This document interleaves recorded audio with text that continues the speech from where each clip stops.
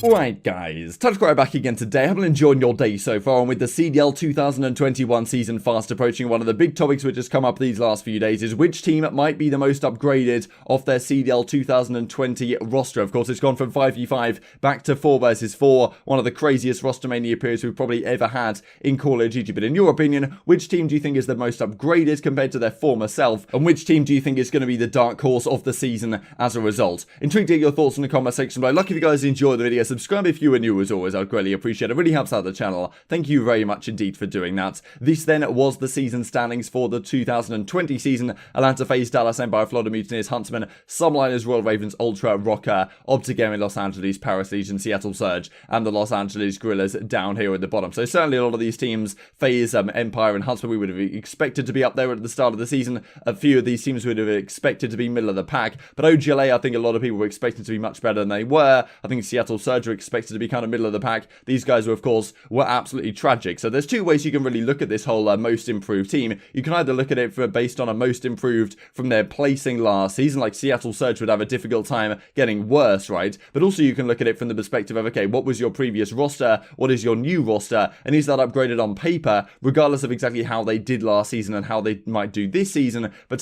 just looking at the players on paper. So intrigued to hear your perspective on what might make more sense. And of course, we see at the World Championship as well. Yes, the Dallas Empire win the World Championship, but largely the results and the placings here are pretty similar at the World Championship than they were the season at large. Of course, LAG and Seattle Surge and Paris Legion all the way down here at the bottom of the season standings, also down here at the bottom of the World Championship results. But yeah, these were the best teams throughout the 2020 season, but much, of course, has changed since then. So these are now the rosters for the 2021 season as well. We're going to go through a few of these teams here, which I believe have been upgraded quite significantly. And I'm intrigued to hear which team you think is upgraded the most from their 2020 rosters, which actually you can see are significantly larger on the screen, given that last season it was 5v5 and then 2 guaranteed substitute spots. This time round it's only 4v4 and 1 substitute if you would like, and some of the teams haven't really confirmed who their sub is going to be as yet. They may just bring on their coach as a substitute to save a bit of cash. That's well, certainly the direction that they might decide to go down. So the first thing to mention really is that in theory you could argue that every single team has upgraded this season in one part or another, and the reason you can argue that is because it's gone from 5v5 to 4 versus 4. You could say that the excess fat, I suppose, of the team has been trimmed off, and now we're at a point where we've got very much a streamlined roster all across the board. However, I don't really think you can say this for every single team, because for example, the Dallas Empire, they are the reigning world champions. Getting rid of Clayster on that team, it's hardly like you're getting rid of dead weight, I suppose, on the squad, right? Obviously a world champion, a 3-time world champion, a back-to-back world champion for a reason, so it was very difficult for them to make that decision. So I think it's very difficult to argue that Dallas Empire have upgraded their squads, especially in comparison to the rest of the teams, right? Maybe that's really the argument here. Like, have you upgraded your team in comparison to what the average team in the league might have done throughout this offseason? And probably the Dallas Empire haven't, because, I mean, how do you upgrade on perfection winning the World Championship, right? It's pretty challenging to do. Florida Mutineers as well, with Havoc, Awakening, and Skies, that trio coming back from the previous season. You could certainly say that, okay, Slacked versus Ferro and Frosty from the 5v5 to 4 versus 4 arena. It's tough to argue the Mutineers have upgraded.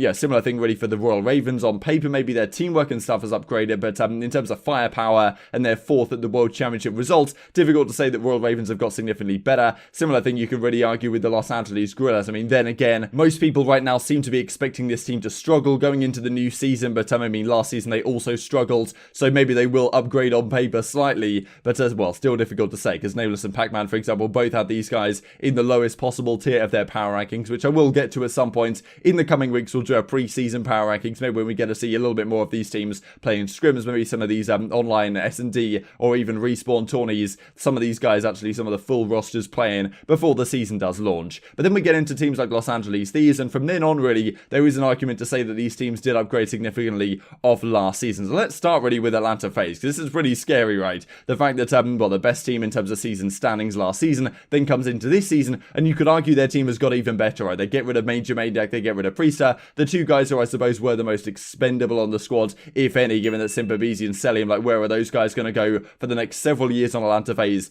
Probably not going to go anywhere. And bringing in Arcides as like a leadership type figure, one of the best main assault rifle players in the entire game. I mean, on paper, you can argue that FaZe have upgraded, and of course, that is a very scary sight, given they were the dominant force, you could argue, for the entire season, at least in terms of the season standings. And then the World Championship, of course, they fell short in second place. But certainly, you could argue that the fact they were 26-7 here in terms of series count, but they didn't actually win that many events, all things considered, and fell short at several of them. I think they were like 2-4 in terms of their grand finals record. That came as a result of not having the ice, not having like that clutch figure player on the team to tell these guys to calm down in a crucial moment. And that may be something they've acquired now, bringing RCs on the team. So pretty scary to think the FaZe have upgraded here, but you can argue that they have. Are they the most upgraded team though? Maybe that's slightly more difficult to argue. Los Angeles Thieves is certainly interesting because last season, okay, GJ Kenny / were also here with Dashy, of course, and J-Camp at the start of the season. Things have changed up pretty significantly. Jacob is now the coach on that team. Dashy is on OpTic Chicago. We'll talk about them in just a second here. But yeah, in theory, I think this team should be upgraded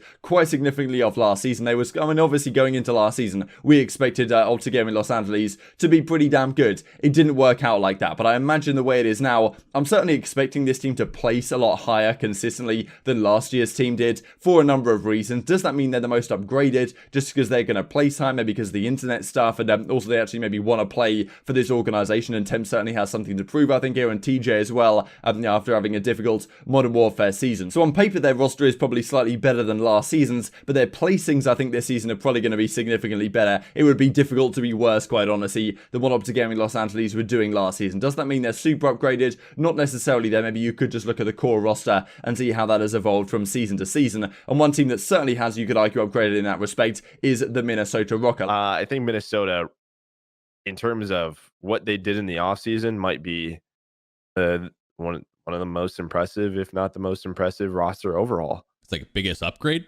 potentially, you know? Yeah. Who knows how they're going to perform, and we have to wait and see. But I don't know. Yeah, it's going to be hard to beat Surge for biggest upgrade, because at least Rocker got to a lot of semifinals. Surge, yeah, Rocker was good. Surge didn't even compete last year, so True. They're probably going to be most improved, I hope. Yeah, by default, right? Yeah. Last year, they had a bit of a mishmash of a squad. Silly Assault, Alex Asim, and Exceed it was at the end. They had got RX, of course, for a time throughout the season. It was very, very solid early on. So it seemed like players from all across the park. They were very good early on. I think a lot of people considered them to be a top 4 team for the first couple of months of the game. They made, I think, one grand final or something and fell short to maybe Atlanta FaZe in that one. But yeah, certainly they were a very competitive team early on. But the latter half of the season, they fell off really significantly and had a pretty, devastating. I think they lost like 10 series or 11 series in a row or something pretty tragic like that. So this season, in theory, you can argue they've upgraded their roster quite significantly. We've got Attach and Accuracy now from the New York Subliners from last season, and then Major Maniac and Priester from the Atlanta FaZe squad. It's a squad that I'm kind of intrigued to see how it does, because on paper, these players are very, very talented, and they should mesh quite nicely. They have some form of chemistry with each other, Attach and Priester, of course, Accuracy and Attach as well, and Major Maniac and Priester on Atlanta FaZe from last season. So on paper, it's a nice team, but the question mark really is about how exactly this team might play. Do the roles make perfect sense? I'm still somewhat concerned that Priester, for all the talent that he has, is maybe best placed in like a pretty versatile SMG type role, and you're maybe forcing Attach to be a super aggressive SMG, where really that hasn't been his forte these last couple of years. So still some question marks to me, but on paper, I suppose, going from last season to this season, this team does have more firepower and certainly bigger names on the squad that may do more damage. Whether that's going to make them a championship contender, though, I am honestly yet to be convinced. The Subliners is an interesting one to me, because they lost 2 of their key players, I suppose, in Attach and Accuracy going on to the Rocker, but Zuma's still there, Mac is still there, then they've got Hydra in the team now, Temper's gone to Los Angeles Thieves, but Clayster joining the team is where this team could be considered an upgrade in some regard, because realistically, were New York Subliners ever going to be a competitor for the World Championship last year? It never felt like they were quite going to be there, but with Clayster on the team, the potential is always there now, and I'm not saying this team is going to be great at the start of the season. I don't necessarily think they will be, but in the latter half of the season, as things get on and things progress further in the Call of Duty League 2021, I expect this team to improve quite significantly, and honestly, they could be a threat for the World Championship as kind of like an outside force. Clayster going for his back-to-back-to-back rings, of course, to try and become the first ever 4-time Call of Duty World Champion, and certainly even just having Clayster on the team, in my opinion, brings that element to the squad, where maybe they don't win a load of events throughout the season, but when the World Championship comes around, you can be pretty sure this team is at the very least going to be competitive, and that's probably something which the Subliners didn't really have